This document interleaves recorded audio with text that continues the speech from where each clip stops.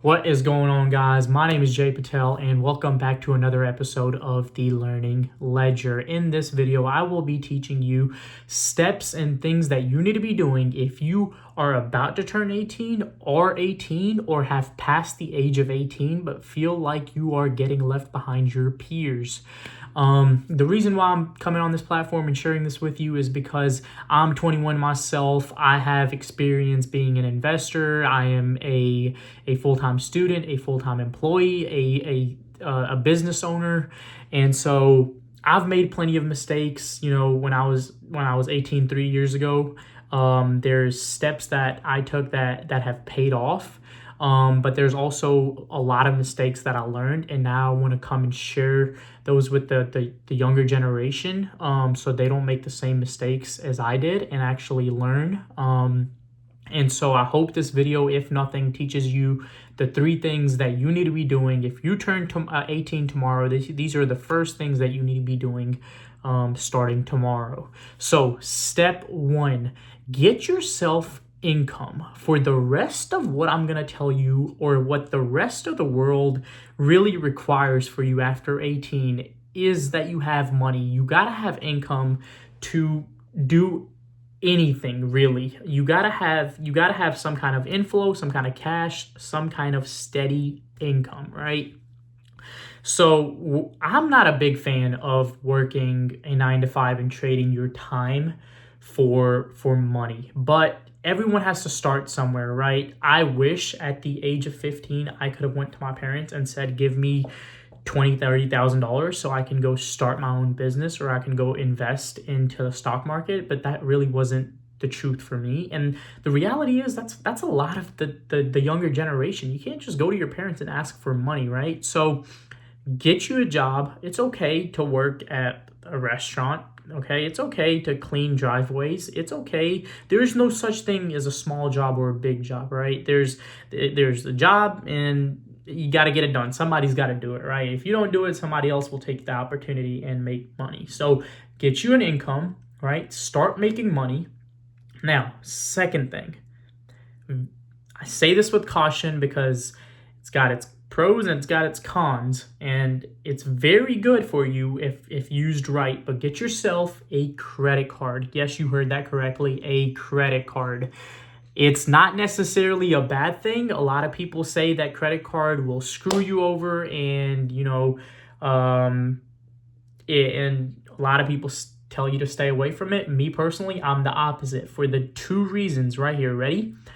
1, it's good because it builds you credit. Credit is important. Now you might be like, what is credit? I don't know what it is. Well, in simple terms, if you want to borrow money, which you're gonna have to, if you want to buy a car, you're gonna have to borrow money. If you want to buy a house, you're gonna borrow money. If you want to build a business, you're gonna have to borrow money. Boat, whatever it may be, you're gonna have to borrow money. You're gonna have to go to the bank. You're gonna have to go to somebody to lend you that money. What are they gonna look for? They're gonna look for that piece of paper that says, oh, what's his income, and has he been paying his rent on time? Has he been paying his bills on time? That's really your credit in simple terms, right? So if you don't have anything to show that, how are you going to go out in the real world at the 23 when you're getting ready to move in with your wife, and you got to go buy a house? What are you going to do, right? What are you going to show the bank? So you got to have some kind of credit. The earlier you start, the better. Now, here's the downside to it. If you are a bad spender, which a lot of the younger, if you're a teenager, we haven't been taught, financial literacy. We haven't been taught how to save and how to make money. And so handing a 18-year-old a credit card, a lot of people are against. But here's what you do, and here's the same trick that I used. You go to Discover and you say, here, hey, Discover, here's my $500, right? Give me a credit card with a $500 limit, right? You're going to get that credit card. And the only expenses you're going to put on there, now remember from the last video, you only have necessities and necessary expenses. If you're 18, 15, 16, 19, 20, you do not have any unnecessary expenses. Your goal is your goal is financial freedom, and that's why you're on this platform. If it's not, you shouldn't be watching my videos, right?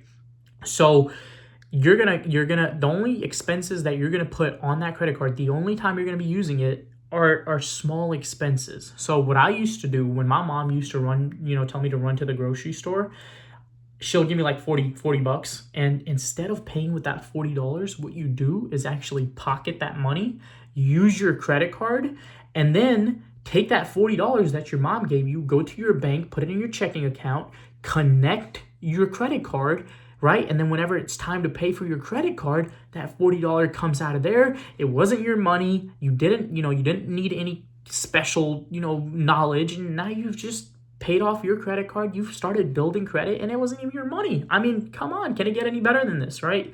So be smart with it. Put your $30 on gas on there, right? If you're spending about 30 bucks on gas, or if you have to pay for tuition and your tuition's like $300, after scholarships, and you have $300 in your checking account, don't pay with your checking account. Use your credit card and then use that checking account to pay the credit card bill off, right?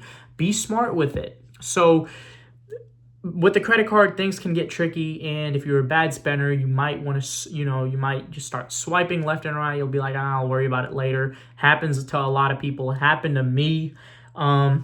But the reason why I'm not so against it, right, is one way or the other, you're going to have to learn to do it, right? You can be 25 years old and you might have a limit of $6,000. And if you spend $6,000 and max it out and you have no sense of, your control over your money, that $6,000 is going to hurt you a lot more than that $500 at the age of the age of 18. It's not going to hurt you as bad, right? You have your parents, they might help you out, even if you go over a little and actually aren't able to pay off that $500. So make mistakes now so you don't make them later is really one of the reasons I'm not so against having a credit card at the age of 18, right? It's good for you. You build credit, and then if you're a bad spender, you learn how to be a good spender because you learn your lesson having a credit card, right? So step 1, get you income. Step 2, get you your credit card. And step 3, one of the most important things, non-financial advice right here, is to do stuff with your time. Invest in yourself, right? Do things with your time. Double down on yourself. I can't speak about this enough, right? There's too many kids out there. I was one of them whenever I was 16 years old. I used to go to, high school, and then I used to go work at the restaurant after I get out. And I used to think, oh, I'm doing enough. You're not doing enough. You need to keep doing more. There's kids out there that are building websites, that are building businesses, that are going to school, still maintaining that 4.0. So you having a 4.0 should not be an excuse as to why you cannot invest your time into something else. You can do it all, and this is the age to do it, because guess what? You're never going to be 18 again, and you're never going to be as energetic again, full of ideas, you're thinking outside the box at the age of 18. At the age of 40 or 50, you're not going to have time for all that, and you're going to have responsibilities, right? So you're not going to be able to start putting 4 or 5 hours a day into coding a website, right? But right now, you really have that time. Yes, it might seem hard. You might say, but well, Jay, I go to classes from 8 to 4, and then I have work from 4 to 8. And then I go work out from 8 to 9 myself, just some time to myself. Well, guess what? You're 18. I know you can stay up, right? Screw sleep, bro. Lock in. Like from 10 to like 12, code, right? Work on your business. Read a book. Read a newspaper, whatever it may be. But every second from the time you wake up, and you should not be waking up past 10, right? Like 8, 9. No. You wake up at 7 o'clock, right? You stay focused throughout the day. You read the newspaper early in the morning. You read a book. You go to classes. You get off of work. You get off of classes. You go to work, right? You do all of these things all in one. You gotta keep investing yourself. You gotta double down on yourself. Now is the time. Don't wait, to say, oh, I'll do it in the future, because guess what? 5 years of hard work means 50 years of financial freedom. Or you can do it the other way around. You can enjoy those 5 years, and then for the next 50 years, you can give your life up to corporate. the corporate America and worked your ass off for them. So you choose your life. You can choose it right now. Start reading, start investing. And you know what? Just for your little homework before I drop the next video, get you this book. This is a very good book. It's Dale Carnegie, How to Win Friends and Influence People. It's a very, very good book. I've had it for a long time. As you can see, I mean, it's creased up. I've read it, a bunch of times. It's good for you. So that being said, that brings my video to an end. Thank you for staying with me throughout the end. I hope you learned a lesson. And tomorrow, if you're turning 18, go do these things that I said. Start investing yourself early. And, leave a like, leave a comment. Subscribe for future videos to come. I'll be posting a lot more, getting into details with credit cards and whatnot. So just stay tuned and make big things happen, guys. This is your time. My name is Jay Patel, and thank you for watching this video.